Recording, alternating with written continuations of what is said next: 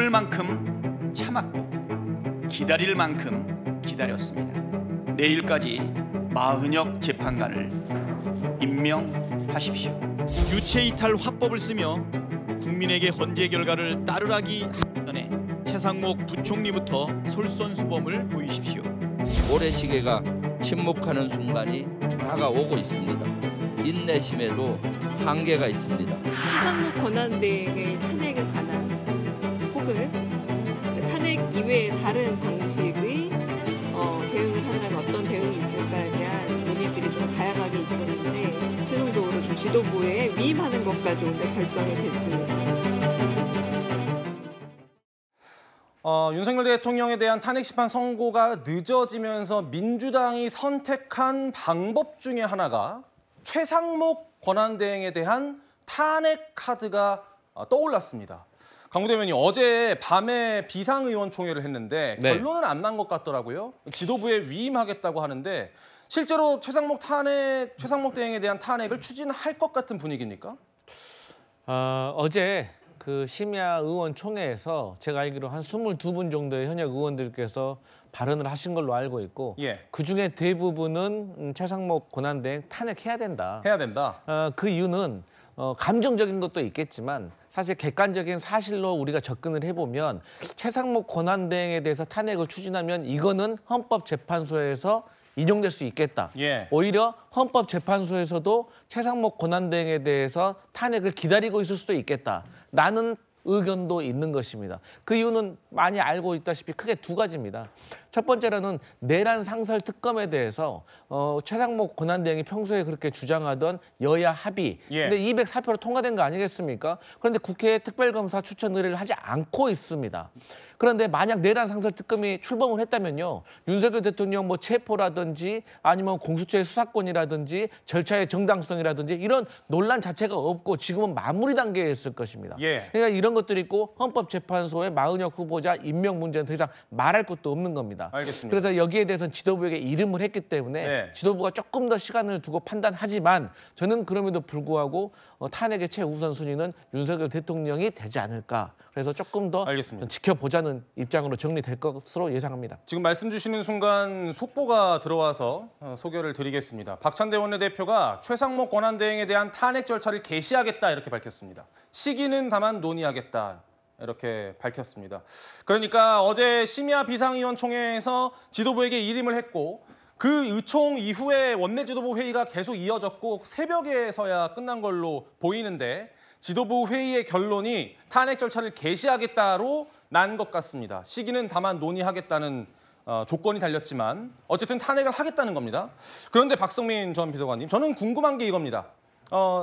뉴스에이에서 취재됐었던 그 부분도 원내 지도부 관계자가 할 수 있는 게 탄핵뿐이다.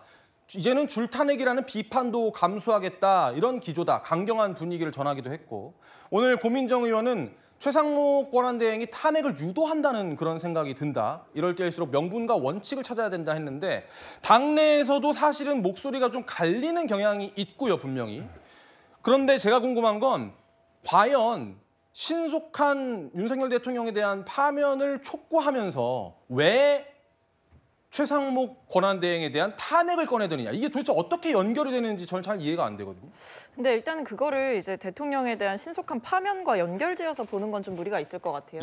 별개의 사안이지 않습니까? 그리고 이미 재판관들이 평의를 계속 진행하고 있는 상황에서 마은혁 재판관의 임명이 어떤 이 대통령 탄핵 심판 절차에 있어서 어떤 변수가 되거나 어떤 유의미한 작동을 한다라고 보기는 어려운 상황이기 때문에 연결짓는 것은 논리적으로 좀 무리가 있다라는 생각이 들고요.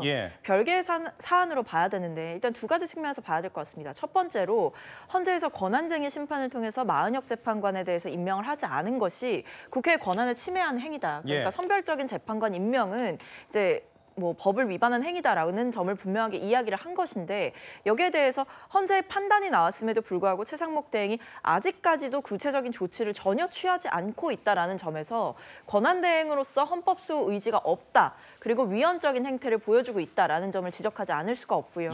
그 외에도 이제 여야 합의를 강조하면서 결정을 계속 미루긴 했습니다만 그 외에도 이제 특검법과 관련해가지고 뭐 방통위법이라든지 명태균 특검법이라든지 굉장히 주요한 사안들에 대해서 계속 거부 거부권을 행사하고 있기 때문에 이게 권한대행으로서 어떤 국가를 위해서 일을 하고 있다라기보다는 대통령과 여당을 위해서 움직이고 있는 게 아니냐라는 비판을 받기에 충분한 행보를 보여주고 있는 거거든요. 알겠습니다. 그래서 일종의 적금 붙듯이 지금 최상목 대행이 탄핵 사유를 정립하고 있다. 이렇게 민주당 입장에서는 보는 것이죠. 정광재 대변인께서는 어떻게 생각하시는지 궁금한데 그러니까 제가 궁금했던 건 왜 지금이냐는 거죠. 그러니까 윤석열 대통령에 대한 파면 촉구하는 왜 이 시점에 최상목 대행에 대한 탄핵을 꺼내 들었느냐 이거죠.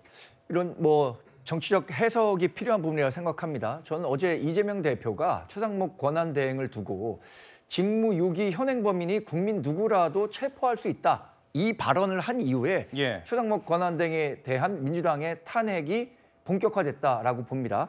사실 최상목 탄핵 지도부에 위임했다 이거 있잖아요.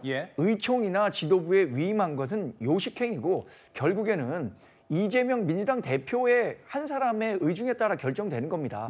지금 당장이라도 이재명 대표가 탄핵하자라고 하면 바로 절차에 들어갈 거고요. 그렇지 않다면 그것이 본인의 앞으로 있을 그 정치 행보, 예를 들어서 그게 대권 행보가 될 수도 있고요. 그것에 부담이 돼서 탄핵이 옳지 않다 한 것이 적절하지 않다라고 생각하면 스톱이 될 텐데 저는 이재명 대표가 지금 굉장히 조급한 상황이라고 봅니다. 알겠습니다. 본인이 생각했던 것보다 탄핵 선고 시기가 늦어지면서 이러한 조급증의 발로라고 판단하고 있습니다.